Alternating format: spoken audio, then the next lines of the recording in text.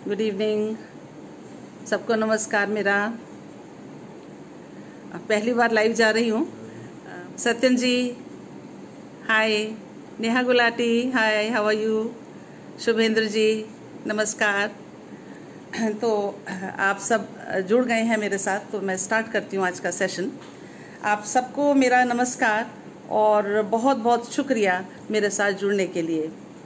आज क्षितिज के द्वारा आयोजित साहित्यिक संडे की श्रृंखला में मैं उमंग सरीन आप सबसे मुखातिब हूँ।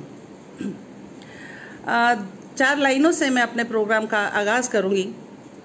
मैं पल दो पल का शायर हूँ, पल दो पल मेरी कहानी है, पल दो पल मेरी हस्ती है, पल दो पल मेरी जवानी है। मैं पल दो पल का शायर हूँ।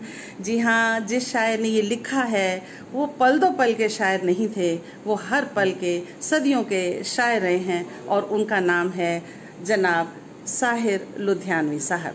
आज उन्हीं की चर्चा लेके मैं आप लोगों के बीच हाजिर हुई। साहिर साहब की शायरी का अंदाज कुछ ऐसा था कि लगता था जैसे इनके गीत नगमे बरसों से हमारी वक्त की उंगली पकड़ के हमारे संग संग चल रहे हैं, कभी वो पुराने हुए ही नहीं। उनके लिखे हुए गीत चाहे वो हों ए मेरी ज़ोहरा ज़बीं तुझे मालूम नहीं, या फिर कह दूं तुम्हें या चुप रहूं, या फिर मैं जिंदगी का साथ निभाता चला गया। हेलो रंजीता जी। ये सदाबहार नगमे सबके दिलों को लुभाते थे और ख़ास तौर से नौजवानों को बहुत अच्छे लगते थे।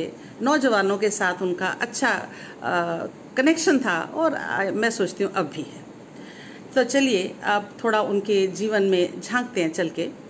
8 मार्च 1921 को पंजाब में लुधियाना में एक ज़मींदार घर में इनका जन्म हुआ और नाम रखा गया इनका अब्दुल हई। अंश जी हेलो, आकाश हेलो। अब्दुल हई के पिता थे फैजल मोहम्मद और माता का नाम था सरदार बेगम। अब पिता थे उस समय के जिम्मेदारों जैसे ही उनका रहन सहन था, थोड़े अय्याश किस्म के थे। शादियां उन्होंने 10-11 शादियां करी, जिनमें से एक पत्नी का नाम सरदार बेगम, वो इनकी माँ थी। लेकिन सरदार बेगम को अपने पति का रवैया पसंद नहीं था। खुददार किस्म की महिला थी, तो वो साहिर जब छोटे ही थे उनको लेके अलग हो गई। उन्होंने पति से अलग होने का फैसला किया। अब विडंबना देखिए कि शादियां तो उन्होंने 10-11 की, लेकिन पुत्र जो था वो एक ही था, वो थे अब्दुल हई साहब। अब पिता ने पुत्र को प्राप्त करने के लिए एड़ी चोटी का जोर लगाया। आशीष जी नमस्ते, किरण बालाजी नमस्ते। एड़ी चोटी का जोर लगाया और यहाँ तक कि मामला जो है अदालत तक बहुत पहुँच गया। अब अदालत में जाके जो बालक ने हई ने अपनी माँ का हाथ पकड़ा और कस्टडी जो है वो माँ को मिल गई। अब कस्टडी जब माँ को मिल गई तो पिता के तो गुस्से का ठिकाना नहीं था। उन्होंने हर तरह की कोशिश की और यहाँ तक की धमकी दे डाली कि मैं इसे मरवा डालूंगा, अब्दुल हई को, अपने बेटे को। तो आप समझ सकते हैं उनका बचपन कितना कठिन गुजरा। जिम्मेदार घर से तो निकल ही गए थे, साथ में अब पिता का खौफ, इतनी उनको धमकियां मिली। तो बचपन उनका बहुत मुफलिसी में, बहुत खौफ के साए में गुजरा। तो बचपन से ही 2 बातें इनके दिल में तय हो गई जिंदगी भर के लिए। एक तो पिता के लिए नफरत और दूसरी प्यार, जो इनका हमेशा चलता रहा। अब स्कूली शिक्षा इनकी वहीं लुधियाना में हुई और उसके बाद में लुधियाना के गवर्नमेंट कॉलेज में इन्होंने एडमिशन ली पढ़ने के लिए। अब कॉलेज में जाके लिखने का शौक इनका चल निकला, शायरी करने लगे, खूब लिखा, गज़लें, नगमे, गीत, और खूब पॉपुलर हुए। और उस समय के जो महान शायर थे फिराक जी और फैज साहब, उनका इनकी लेखनी पे काफ़ी असर पड़ा और असर ऐसा पड़ा कि इनकी लेखनी भी कुछ उसी तरह की हो गई। अब क्या था कि आला दर्जे के शायर तो थे और साथ में थोड़े आशिकाना मिजाज भी थे। आते हैं इनकी ज़िंदगी में, लेकिन कॉलेज में एक महिला मित्र थी इनकी जिसका नाम था ईसरी कौर। उसके साथ, उन महिला मित्र के साथ ये एक बार कॉलेज के लॉन में बैठे हुए पाए गए, या यूँ कहिए कि पकड़े गए। अब वो ज़माना आप लोगों के ज़माने के जैसा तो था नहीं, मोहब्बत का इजहार करना इतना आसान होता नहीं था और इन चीज़ों के ऊपर बहुत कड़ा एक्शन होता था। तो कॉलेज ने एक्शन लिया और इनको हायर चुना, तो उन्होंने कॉलेज से इनको एक्सपेल कर दिया। अब कोई लोग कहते हैं कि शायद बहुत तल्ख लिखते थे इसलिए भी इनको निकाला गया। बहरहाल जो भी वजह थी, कॉलेज से एक्सपल्शन इनके जीवन का एक और कटु अनुभव रहा। तो जो कि जितने भी कटु अनुभव थे इनके इकट्ठे होते गए और ये अपनी लेखनी में उसको उतारते चले गए और धीरे धीरे कविताओं का एक संग्रह बनता गया। सबसे पहला संग्रह इनका 24 साल की उम्र में तलखियां नाम से प्रकाशित हुआ। अब देखिए, समय की चाल तो कोई पहचान नहीं सकता। जिस कॉलेज से इनको निकाला गया था उसी कॉलेज में आज इनके नाम का ऑडिटोरियम है, साहिर ऑडिटोरियम। और बहुत समय के बाद इनको वहाँ पे अपनी प्रस्तुति देने के लिए बुलाया गया। तो एक इन्होंने नज्म लिखी जो इनके कॉलेज के नाम भेंट की, अर्पित की। वो उस नज्म की कुछ पंक्तियां मैं आपको सुनाती हूँ। ए सरजमीने पाक के याराए नेक नाम, ए सरजमीने पाक के याराए नेक नाम, बासद खुलूस शायरे आवारा का सलाम। तो आज भी है मेरे लिए जन्नत ख्याल, है तुझ में दफन मेरी जवानी के 4 साल। इस सरजमी पे आज एक बार सही, दुनिया हमारे नाम से बेजार सही, लेकिन हम इन हवाओं के, इन फिजाओं के पाले हुए तो हैं, गर यहाँ के नहीं तो यहाँ के निकाले हुए तो हैं, गर यहाँ नहीं तो यहाँ के निकाले हुए तो हैं। इस तरह का ये लिखने वाले थे। तो फिर से चलते हैं, एक बार उनकी ज़िंदगी की झलक देखते हैं। जब कॉलेज से निकाल दिया तो ये अपनी माँ के साथ आ गए लाहौर आके इन्होंने अपनी बुक छपवाई, तलखियाँ, और काम के वास्ते इनको कुछ मैगजीन्स का संपादकीय काम मिल गया, एडिटिंग का वर्क मिल गया। अब मिजाज तो वही था, तल्ख लिखते थे, हुकूमत के खिलाफ भी लिखते थे। अब जब तल्ख लिखते थे तो पाकिस्तान गवर्नमेंट के खिलाफ भी लिखा, और वो पाकिस्तान गवर्नमेंट को बिल्कुल गवारा नहीं था। तो ऐसा हुआ कि इनके वहाँ पे अरेस्ट वारंट इशू हो गए। Saveen ji thank you, Seema ji thank you, Rajeev ji thank you. तो जो इनके वहाँ पे गिरफ्तारी के वारंट इशू हो गए तो हमारे शायर साहब को वहाँ से भागना पड़ा। वहाँ से भाग के ये हिंदुस्तान आए, पहले दिल्ली और उसके बाद में बॉम्बे, जो इनकी ज़िंदगी का मुकाम बनी, और बॉलीवुड से इनका नाता जुड़ा। और यहीं से हमारे नसीब में एक आला शायर के गीत, नज़में, गज़ल सब आए। अब कुछ अलग अंदाज था इनका। जैसे दूसरे शायर लिखते हैं, शायर साहब हमेशा इतना तल्ख क्यों लिखते हैं, तीखा क्यों लिखते हैं, तो उसको उन्होंने लिख के ही जवाब दिया। वो मैं आपको पढ़ के सुनाती हूँ। मेरे सरकश तराने सुनकर दुनिया ये समझती है, मेरे सरकश तराने सुनकर दुनिया ये समझती है कि मेरे दिल में इश्क के नगमों से नफरत है। मेरे सरकश तरानों की हकीकत है तो बस इतनी कि जब मैं देखता हूँ भूख से मारे किसान को, गरीबों को, मुफलिसों को, बेबसों को, बेसहारों को, सिसकती नाज़नीनों को, तड़पते नौजवानों को, तो मेरा दिल ताबे निशाते बज़्म इश्क ला नहीं सकता। मैं चाहूँ भी तो ख्वाब-वार तराने गा नहीं सकता। मैं चाहूँ भी तो ख्वाब-वार तराने गा नहीं सकता। तो ऐसे थे, कड़वाहट से भरे। अब कड़वाहट भी उनको देखिए ज़िंदगी ने दी, बचपन में मिली, लड़कपन में मिली, और जवानी आई तो उसमें कई अधूरे प्रेम प्रसंग हुए, उससे भी काफ़ी कड़वाहट रही इनको। जो सबसे ज़्यादा चर्चित इनका प्रेम प्रसंग रहा वो रहा अपने ज़माने की मशहूर पंजाबी कवित्री, आप सब जानते होंगे, अमृता प्रीतम जी। क्या लिखती थी, क्या कवित्री थी वो। अब कहते हैं कि एक बार ये मिले, मुशायरे में मिले आंखें चार हुईं और नज़रें मिलते ही एक रूहानी सा एहसास दोनों के रूह में उतरता चला गया। वो था इश्क का एहसास। कहते हैं कि अमृता उस समय शादीशुदा थी, लेकिन अपनी शादीशुदा ज़िंदगी से खुश नहीं थी और वो साहिर को दीवानों की तरह से प्यार करने लगी, पागल। मिलना ज़्यादा नहीं होता था, प्रेम पत्र चलते थे, चिट्ठियाँ विट्ठियाँ होती थी। और क्या होता था, जब मिलते थे तब भी बातें नहीं होती थी, खामोशी से बैठते थे एक दूसरे के साथ घंटों, जैसे लम्हा लम्हा एक दूसरे को जी रहे हो। सिगरेट बहुत पीते थे साहिर साहब। जब मुलाकात ख़त्म होती चले जाते तो उनकी एस्ट्रे में जो सिगरेट के बट होते थे, कहते हैं अमृता जी की अपनी जवानी है, उसको सुलगाती थी और कश लगाती थी, जैसे एक एक कश के साथ साहिर को अपनी रूह में उतार रही थी। क्या इश्क था, कोई ना पाने की चाहत, ना कोई हक, ना कोई जिद, ना कोई वादा, सिर्फ इश्क। तो उसी पे इन्होंने लिखा था, तेरा इश्क है मेरी आरज़ू। इनका बहुत पॉपुलर गाना है।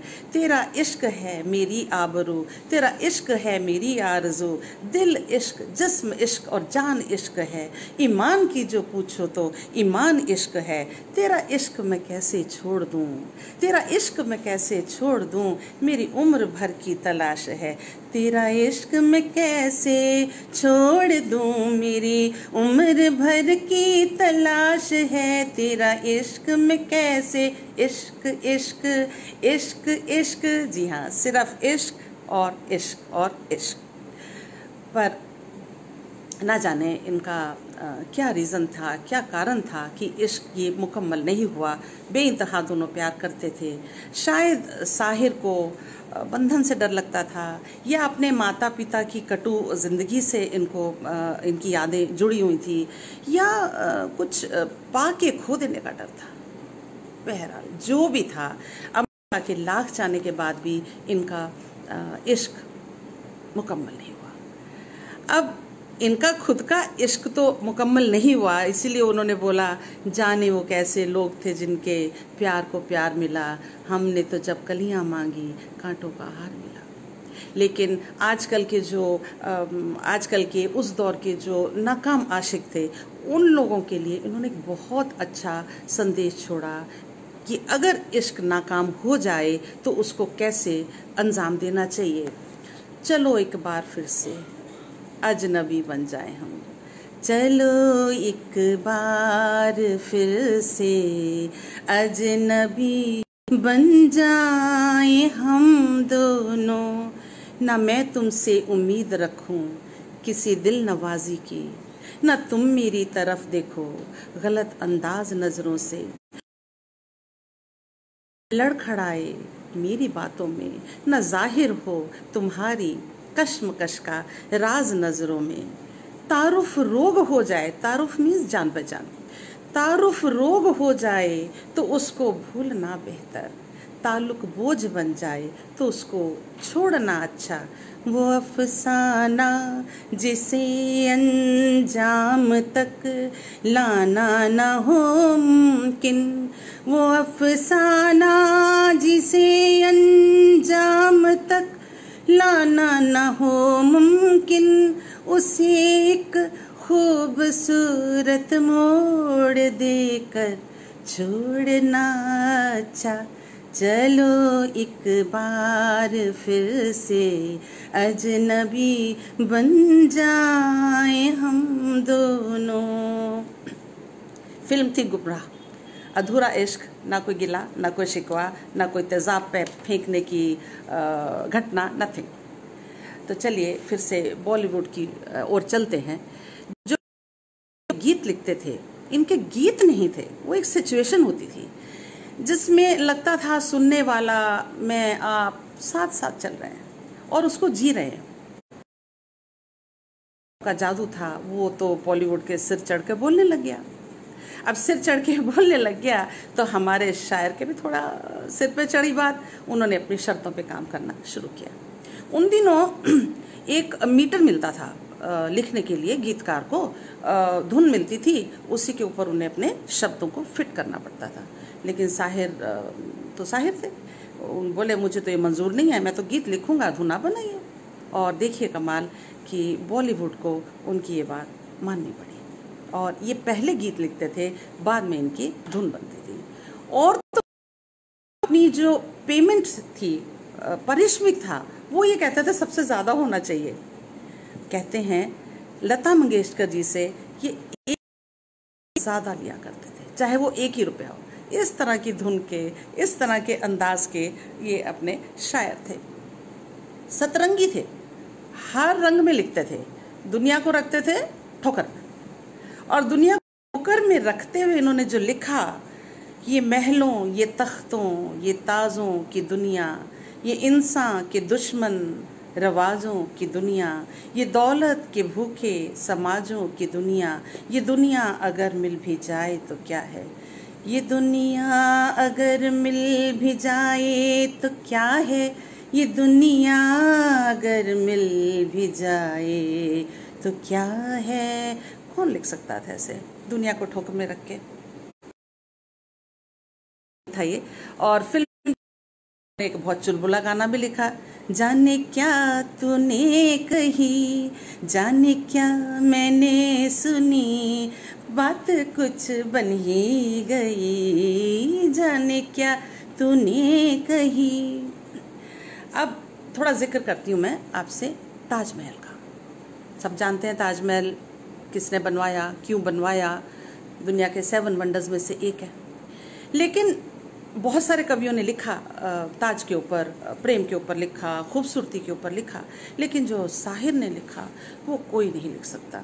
क्या लिखा इन्होंने ताज पे, मैं आपको पढ़ के सुनाती हूँ। मेरे महबूब कहीं और मिला कर मुझे, मेरे महबूब कहीं और मिला कर मुझे, ताज तेरे लिए एक मजहरे उल्फत ही सही, तुझे इस वादिये रंगीन से अकीदत ही सही, पर मेरे महबूब कहीं और मिलाकर मुझे।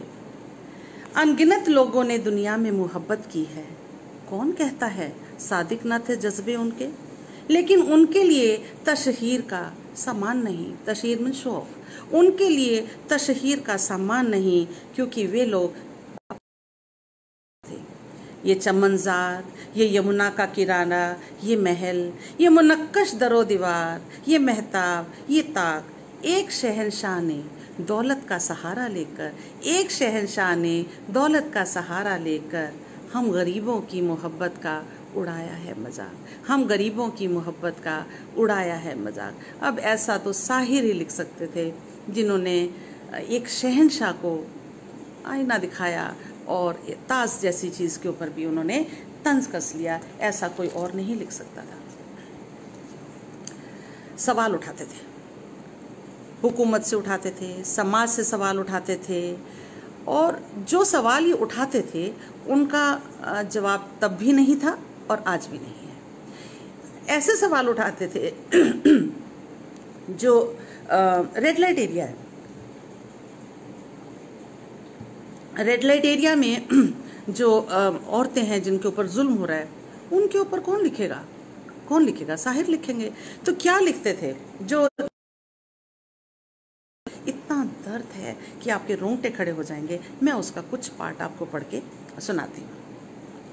ये कूचे, ये नीलाम घर दिलकशी के, ये लुटते हुए कारवां जिंदगी के, कहाँ हैं मुहाफिज खुदी के, जिन्हें नाज है हिंद पर वो कहाँ हैं।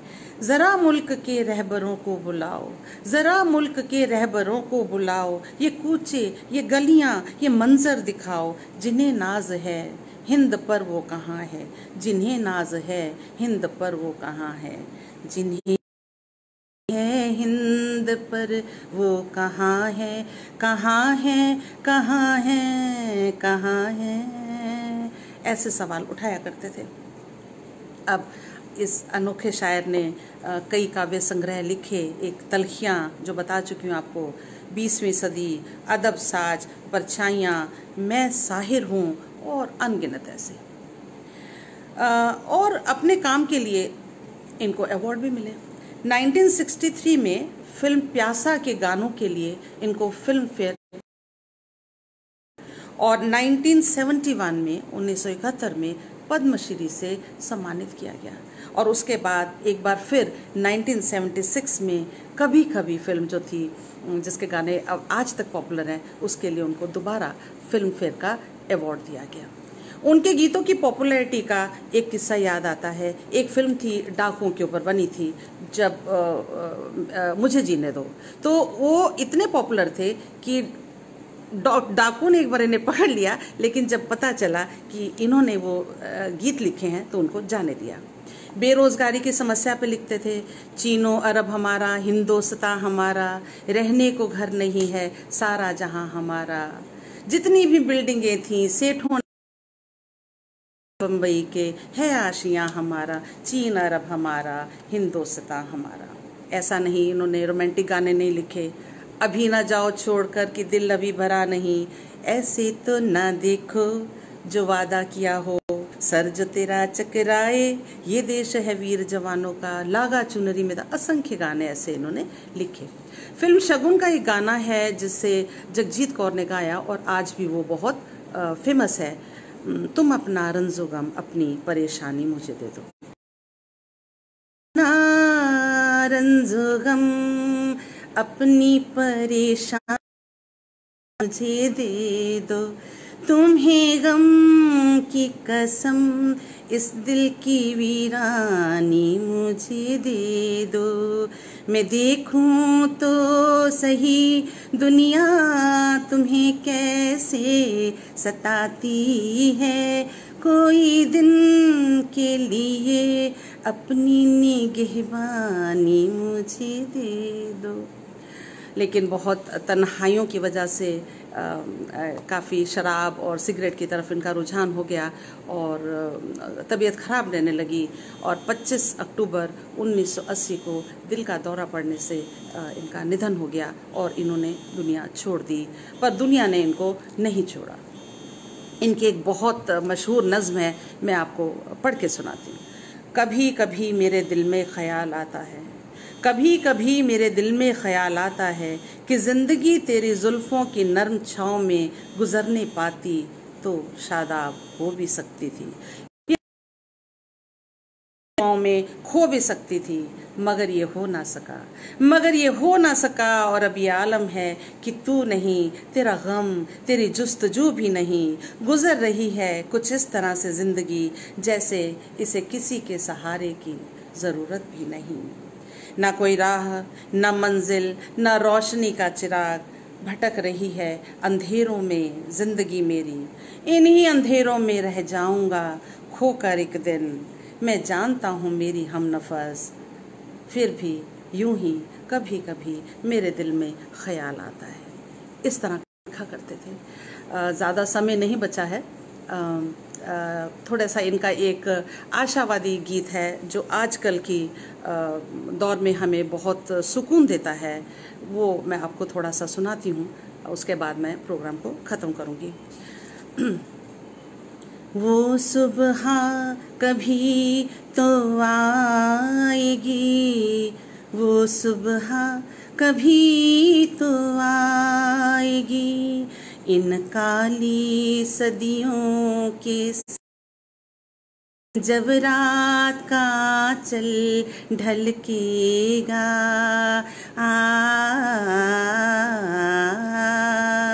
जब दुख के बादल पिघलेंगे, जब सुख का सागर छलकेगा, जब अंबर झूम के नाचेगा, जब धरती नगमे गाएगी, वो सुबह कभी तो आएगी, वो सुबह कभी तो आएगी। माना के अभी तेरे मेरे अरमानों की कीमत कुछ भी नहीं, मिट्टी का भी है कुछ मोल, मगर इंसानों की कीमत कुछ भी नहीं। आ, इंसानों की इज्जत जब झूठे सिक्कों में न तोली जाएगी, वो सुबह कभी तो आएगी, सुबह कभी तो आएगी। आज हम बहुत मुश्किल दौर से गुजर रहे हैं, तो ये आशावादी गीत मुझे बहुत प्रेरणा देता है, संवेदना देता है, सुकून देता है कि एक ना एक दिन वो सुबह ज़रूर आएगी जब हम इस रात से, संगीन रात से निकल पाएंगे।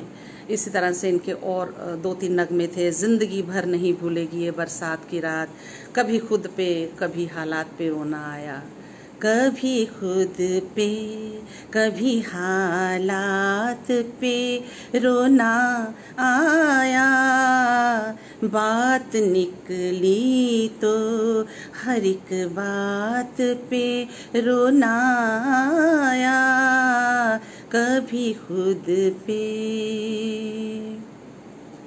आई थिंक समय होने वाला है, तो इन्हीं शब्दों के साथ मैं आपसे विदा लूँगी। स्वस्थ रहिए, घर में रहिए, अच्छी कंस्ट्रक्टिव वर्क से अपना समय बिताइए और अच्छे समय में हम आपसे फिर मिलेंगे। वो सुबह कभी तो आएगी, वो सुबह कभी तो आएगी। Thank you.